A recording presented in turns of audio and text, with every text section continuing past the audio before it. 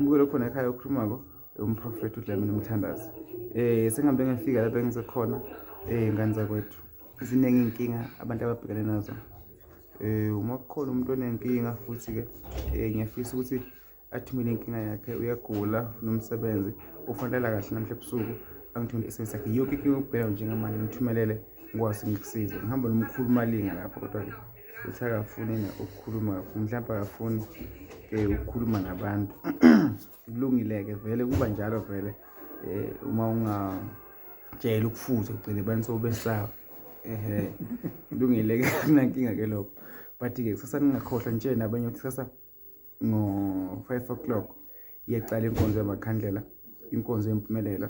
So sikhulile abangasekho emhlabeni sinikele senza lokho nalokho.